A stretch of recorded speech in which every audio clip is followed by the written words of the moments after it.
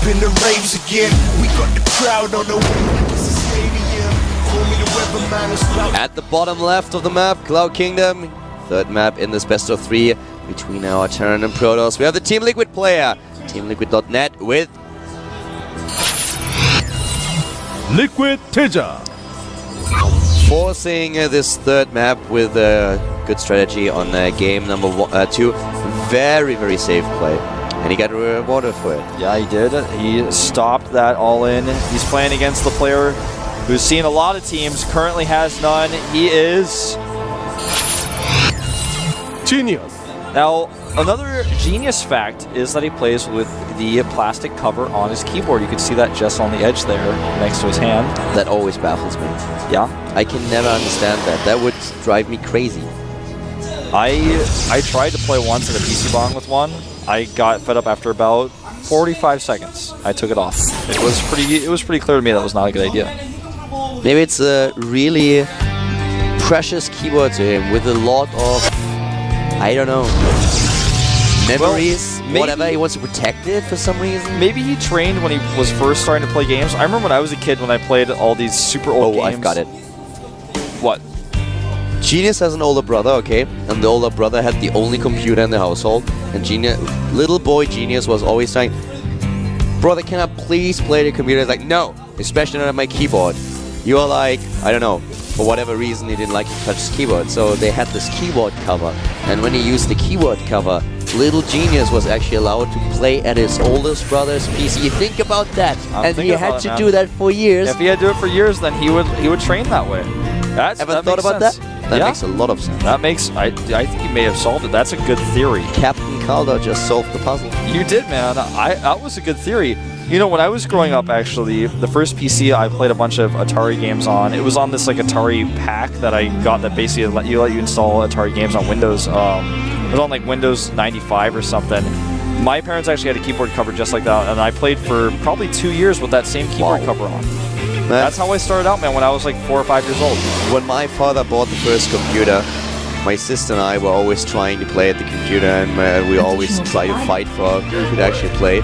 So my father got so fed up that he told us, well, listen, I don't care. First come, first serve. Who plays at the computer first is allowed to play. So that's actually why we both started to wake up early in the day, because one of us wanted to play at the computer. So we woke up first, raised up, and then like half an hour, the other one of us, the other sibling, would appear in the room, just glimpse into the computer screen, and I'm here first, and I'll be here for like 5 hours and play. And if I don't play, just look at the screen because I don't want you to play. Exactly. That's how you do it with siblings. I know how that is, man. That can be pretty frustrating. Civilization, man, one of the first games that I played. Wing Commander. That was beautiful. By the way, Claw the Tiger.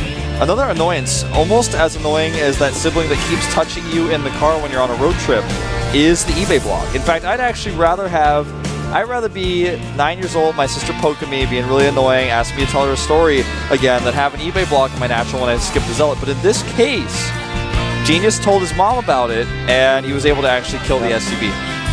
The thing is, I heard there were Protoss players, and also Zerg players back in the days that had mental breakdowns when they walked down the ramp and saw the eBay.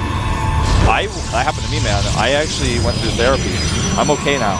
I hope so, but it was tough, wasn't it? Yeah, it definitely was. Sometimes I would wake up in the middle of the night, try to go get water Screaming, in my bathroom, and suddenly there'd be like an engineering bay in the doorway, and I couldn't get through. I'm really thirsty. I'm freaking out. Man, don't be embarrassed. We've all been there. We've all been there. We feel that. I run over the keyboard and pressing the W key to try to grab my warp gates to warp a Zealot in to block it, and then and it's just not there yet. Yeah.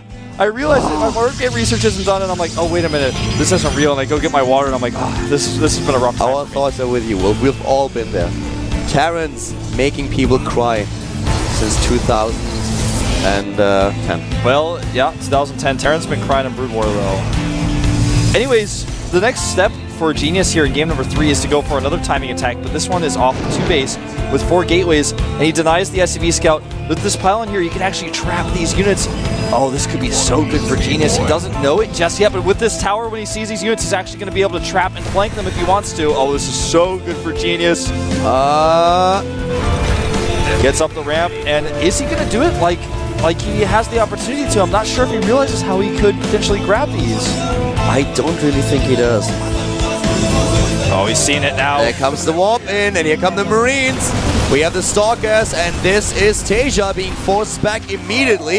Yeah. But the Sentry is dead. Sentry is dead, but TaeJa's got to get these bunkers up. He's got his SCVs pulled. He knows he's in trouble. He will have the bunkers up, but there's not going to be a whole lot of units put in them if he doesn't run in right now.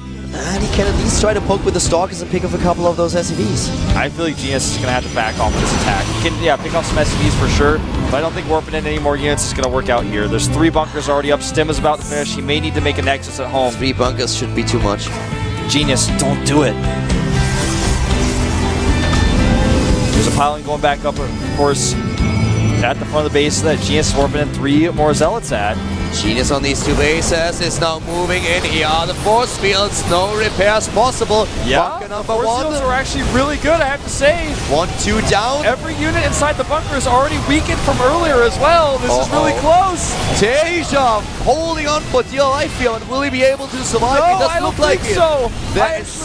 Oh my god, there's the force field trapping everything. Even the SCVs from the main base can't help out. He had so few sentries, but his force fields were so perfect. The SCV drone drill here. No, just simply no. And TaeJa is going to suffer the same fate as Hero. he is. Genius The breaks force through, field man. is gone. Genius breaks through He into doesn't the even main stop base. that pylon, and this is it. TaeJa is out. TaeJa is in the up and downs. TaeJa and Hero, they came today from the S. They went straight to the studio. GG.